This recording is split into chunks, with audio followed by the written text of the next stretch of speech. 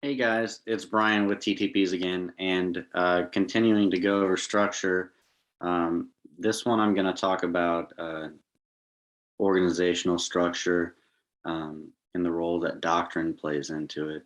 And I'll be reading off my notes because there's a lot to cover on this. Um, but in the military, we consider it a learning organization. Not every organization outside of the military is a learning organization.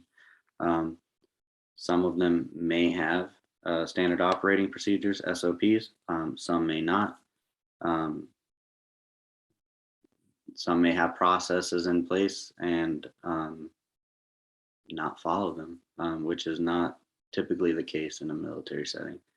Um, so, from my understanding, as a former infantryman, as a former squad leader, doctrine is the bare minimum knowledge that you need to know how to perform your job. An example of that is everyone goes through basic training and they receive the bare minimum doctrine on room clearing, for example. Um, and then when you get to your unit, it's up to them to kind of deviate from that and expand upon that, and cast away the things that don't work and acquire the things that do work. So yeah, that deviation allows creativity, and people value creativity in the workplace outside of the military. Um, but creativity before understanding the fundamentals, it creates this unreliable, inconsistent product, and that product being qualified employees to do their job.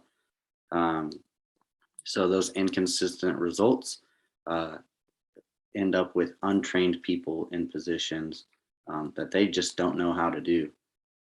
Typically, that is not the case in the military. You will see guys um, learn every position or nearly every position before they take a leadership spot over that. That doesn't always or usually happen in the military or outside of the military, sorry. Um, so, one thing that a non military organization typically lacks is kind of the same thought process as PCCs and PCIs. So pre-combat checks and pre-combat inspections, where leaders make sure that their subordinates are prepared for the workday, for the task that they're about to do, and basically troubleshoot any issues beforehand. You are not going to typically see that um, outside of the military. Nobody's in retail is typically checking cash registers until right when they're opening. So if the internet is down and your systems run off of the internet, then you're basically screwed. and and so there are opportunities out in the civilian workforce that really need that mentality of PCCs and PCIs. Um, and a good example of that is I have a friend who has worked in retail, and uh, he was former military. I think he continues to serve in the National Guard aspect, but he set up daily and weekly checklists uh, depending on the predictability of the organization. And then he also posted SOPs from corporate on the backs of doors. Like, so when you go in the back room, you'll see like, hey, these are the steps to do this. And then he would quiz the workers on that. And sometimes that's met with a lot of resistance initially, but people actually appreciate that because now I have cheat sheets to go through each day. Um, hey, I know what my Monday is going to look like. These are the tasks that I need to do. And those cheat sheets that he created helped get through the week. So you just look at the cheat sheet and be like, oh, shoot, that's what I'm forgetting. Without any kind of checks and balances, things tend to slip through the cracks.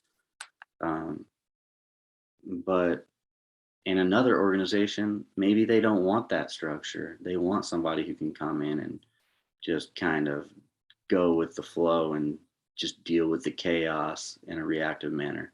And um, and typically, what that organization has seen as military guys who step into that role do not do well.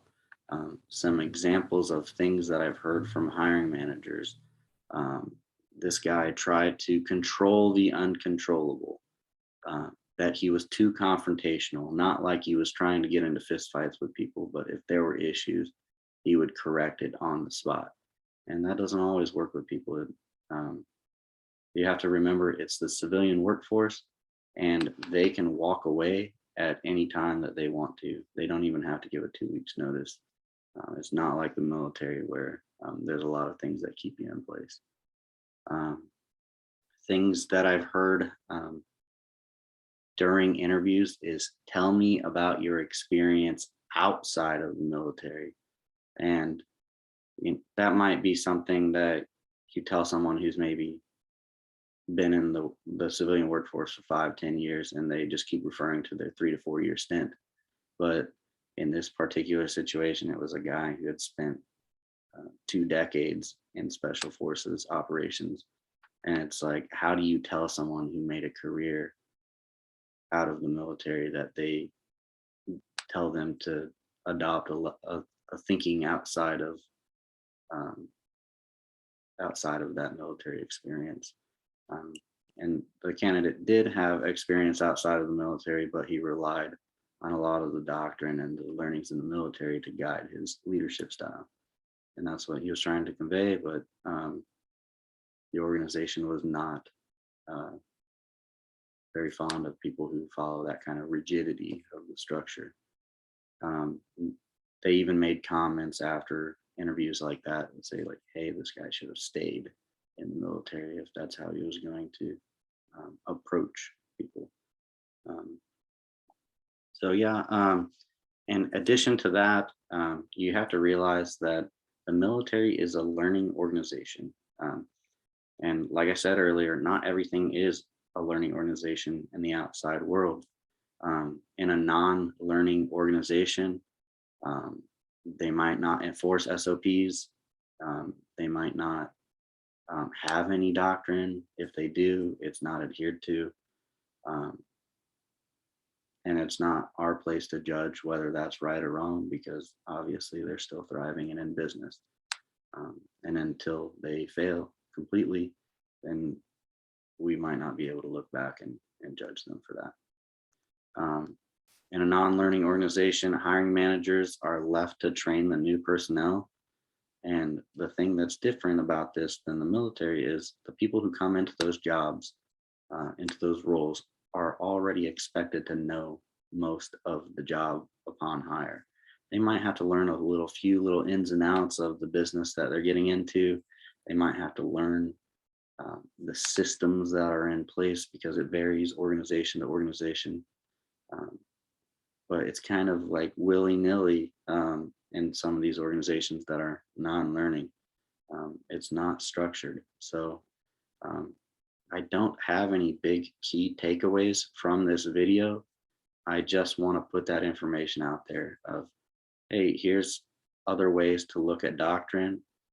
Here are some SOPs, and um, this is what you're up against when you get out of the military. And if you're not in the military and you're a hiring manager, then this is what these guys are up against. So if you have any thoughts on improving that for veterans when they get into the workforce, please let me know in the comments. I'd be greatly appreciative. I'm just putting the knowledge out there, and welcome to any feedback. So thank you. I'm Brian with TTPs, and hope you enjoy the video.